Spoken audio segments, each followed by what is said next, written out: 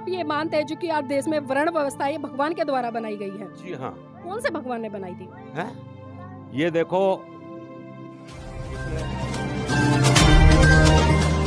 नमस्कार, आज है हम दिल्ली के कृष्ण विहार में और कृष्ण विहार में जैसा कि आप देख पा रहे होंगे कि यहाँ पर चौराहे पर होलिका दहन की तैयारी की जा रही है। मेरे साथ में अंकल जी भी हैं, उनसे भी चर्चा करना चाहेंगे। अंकल जी, आज यहाँ पर हम देख रहे हैं कि जो होली है, होलिका दहन की जो तैयारी की जा रही है बड़े जोर शोर से है, तो इसके पीछे क्या इतिहास है? इतिहास ऐसा है, अच्छाई और बुराई का इतिहास है। जब प्रहलाद को उसने मारने के लिए इंतजाम किया था, उसके पास चुंदरी थी, वो शक्ति ऐसी थी कि उससे वो जल नहीं सकती थी पहले से। नहीं, हिरण्यकश्यप क्यों मारना चाहते थे अपने बेटे प्रहलाद को? वो भगवान का भक्त था। अब घर में ही यहाँ देख लो ना कि घर में भी तो राक्षस हैं और अच्छे भी हैं, तो उनको बदल दोगे या मारोगे? लेकिन इसके पीछे हम सारे लोगों ने बताया है। अभी मैं आपको चर्चा करना चाहूँगी कि उत्तर प्रदेश में अभी वर्तमान में एक जिला है हरदोई जिला।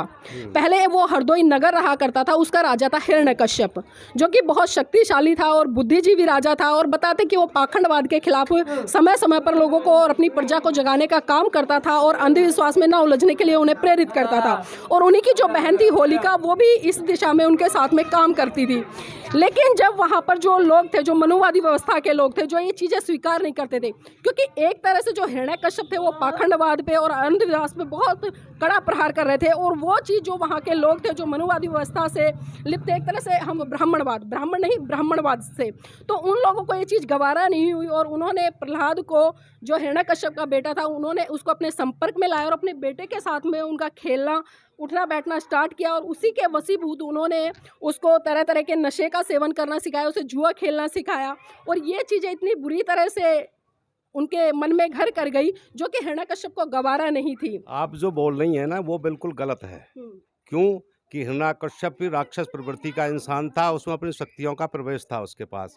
इसने वो चाहा कि मैं ही भगवान हूँ, विष्णु कुछ नहीं है। उन्होंने उसको भक्त को उन्होंने प्रताड़ना किया, इतना किया कि उनके और भी गुरु थे, उनका भी वो खत्म हो चुके, समझे जी। उसके बाद अपनी बहन को, अपना बहनोई भी खत्म कर दिया उसने। लेकिन अंकल जी, होलिका का पति उसने ही खत्म किया है जी। जो विष्णु है, उनकी क्या शिक्षाएं रही इस देश के लोगों के लिए? देशों की उनकी जो ना अच्छी शिक्षा है, उसमें बुरी कोई नहीं है। उसमें उनमें से कुछ शिक्षाएं बताएं हमें।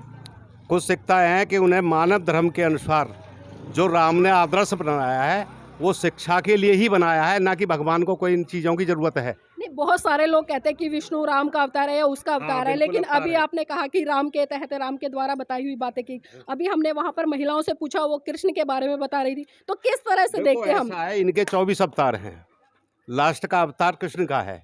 विष्णु भगवान से पहले लक्ष्मी नारायण, फिर हरिकेश, और कई अवतार उनके जो ना 24 अवतार है। परशुराम अवतार, मतलब इनके अवतार, दत्तात्रेय अवतार बहुत है इनके 24। लेकिन कुछ लोग तो ये बोलते हैं कि जो आखिरी अवतार है वो बुद्ध रहे हैं विष्णु के। नहीं, बुद्ध अवतार नहीं है जी, लेकिन अंश जरूर है उनके। लेकिन बुद्ध तो एक तरह से एक राजा के घर में पैदा हुए और एक मनुष्य थे, और मनुष्य रहकर उन्होंने अपना जीवन यापन किया। और जिस तरह से उन्होंने एक दुख की भक्ति की है उन्होंने, जी, वो चीज नहीं है। नहीं, उन्होंने तो भगवान को बिल्कुल नकारा है बुद्ध ने। ऐसा तो है ही नहीं, ये तो कभी हो ही नहीं सकता। अगर भगवान को ही नकार दोगे तो हमारा तुम्हारा जीवन व्यर्थ है, कोई हिसाब नहीं है। नहीं, भगवान की मैं डेफिनेशन जानना चाहूंगी कि भगवान की परिभाषा क्या है आखिर? अब परिभाषा तो सूक्ष्म में देने में भी टाइम लगता है हर चीज का। बताइए आप। क्यों कि भगवान ने जो ऐसा किया है, जो हमें बनाया है और जो वर्ण बनाए हैं, सारी चीजें बनाई हैं, ईश्वर की कृपा से ही बनी हुई है और भक्ति के अनुसार ही बनी है। तो आप ये मानते हैं जो कि आज देश में वर्ण व्यवस्था ये भगवान के द्वारा बनाई गई है? जी हाँ। कौन से भगवान ने बनाई थी? है ये देखो, उसने ब्रह्मा जी ने बनाई है पहले। लेकिन हम भारत में देखते हैं कि भारत में हम जो एक व्याख्या करते हैं, लोगों से चर्चा करते हैं, तो वो बताते हैं कि भारत 33 करोड़ देवी देवताओं की भूमि है। तो 33 करोड़ देवी देवताओं में से हम जानना चाहेंगे कि आज भी वर्तमान में कौन कौन से देवी देवता स्थापित है यहाँ पर?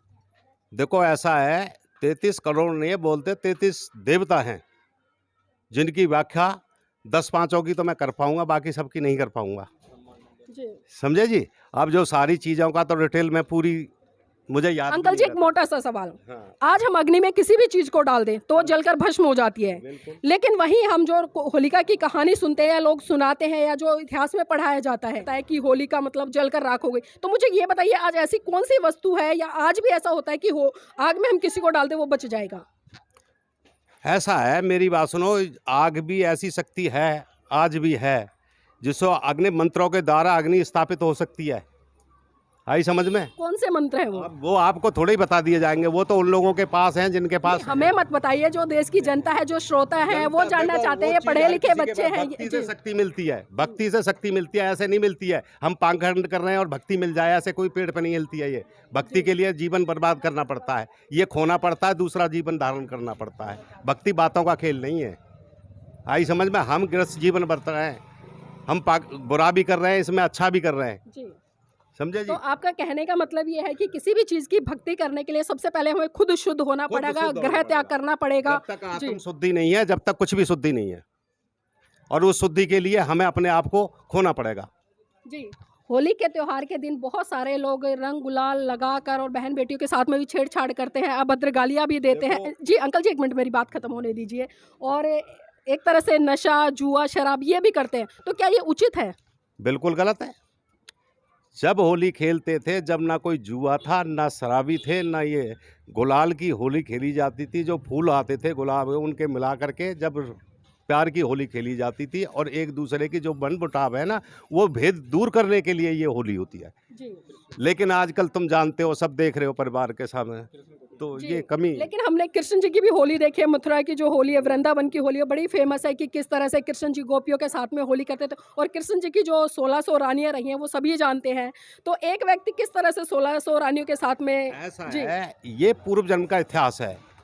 नर और नारायण का जन्म था, उस रूप में जब लिया था उन्होंने, तो इन्होंने क्या हुआ था, जब भक्ति कर रहे थे ये, तो इन्होंने जी इंद्र ने इनको जो ना ये समझा मेरी ये गद्दी छीन लेंगे, इन्होंने उनको नो भेजा, जितनी अप्सराएं थी, समझे, उन्होंने अपनी शक्ति दिखाई, उर्वशी को उन्होंने पैदा किया, अप्सरा नाम की को। लेकिन अंकल जी आज हम जी जी सुन जी लीजिए जी पहले। वो अप्सरा पैदा किया तो उन्होंने कहा कि हम क्या चाहती हो, उन्होंने कहा कि हम आपसे शादी करना चाहते हैं, कि भाई मैं इस जन्म में तो सन्यासी हूँ। लेकिन सुनो, पहले आज मेरी एक आदमी दूसरी पहले शादी कर लेता है तो उसको सजा हो जाती है। पहले जी। आप सुनिए मेरी बात को, कि जब उन्होंने ये बात कही, बोले भाई मैं जब कृष्ण का जन्म लूंगा, जब आप मेरी पत्नियां हर हर जगह से जब पैदा होंगी, तुम हर राजाओं के यहाँ, तो मैं तुम्हें छुड़ा के लाऊंगा जब मेरी पत्नियां रहोगी। मतलब वो वचन पीछे से वो उन्होंने यहाँ पूरा किया है। लेकिन क्या आज महिला कोई ऐसे स्वीकार कर सकते है कि उसका पति 2 या 4 महिला घर में रख ले? एक बात बताओ, अत्याचार या बुरे काम का तो किसी पे भी इलाज नहीं है। आप गलत हो तो मैं आपका क्या कर सकता हूँ? आज का समय कानून और उस तरीके का, जो कि व्यवहार इंसानियत सब खो चुकी हैं, वो आपके पास वापस नहीं आएंगी। क्यों नहीं आएंगी? क्योंकि व्यवहार ऐसा बढ़ रहा है लोगों का कि जो अत्याचार के अलावा अच्छा ही नहीं कर सकता। जी। ये आप देख लीजिए। हाँ। लेकिन अंकल जी ज़्यादातर हमें एक प्रचलन भी सुना है, हमने पढ़ा भी है कि जो राधा और रुक्मणी थी, इन दोनों की जो कहानी है, तो फिर कृष्ण जी ने राधा से शादी क्यों नहीं की थी? क्योंकि आज भी उसको शादी हुई है, उसको प्रेमिका के तौर पे। मैं जी। क्या कह रहा हूँ, राधा की शादी हुई है, 2 ही शादी कराई है ब्रह्मा जी ने, एक भोले की और एक राधा की। राधा की शादी किससे हुई थी? कृष्ण जी थे। लेकिन आज भी बता दें बस कि ये, जी। अब देखो मेरी बात सुनो, ना तो ये लोग जानते हैं, जैसे मुँह से सुन लो तो वो वाली बात तो समझ में आती नहीं है लोगों के, क्योंकि अच्छा ज्ञान तो किसी के पास है नहीं। अपने तुक्के का तीर जो मार रहा है उसे मारते रहो, उसका कोई हिसाब नहीं है हमारे पास। जी। आप समझो इस चीज को, अच्छे ज्ञान की शक्ति नहीं है, उन्होंने वो भक्ति थी उनकी, वो जो थी। चलिए, ये थे अंकल जी जिन्होंने बताया कि जो भक्ति थी वो भक्ति थी, लेकिन आज भी कहीं ना कहीं 21वीं सदी में होने के बावजूद और संवैधानिक रूप से हमारे साथ में एक तरह से हम कहें कि कानून व्यवस्था, लेकिन उसके बावजूद भी अंकल जी आज आस्था पर टिके हुए हैं। और आस्था, आपको पता ही है कि आस्था कभी भी सवाल करना नहीं सिखाती।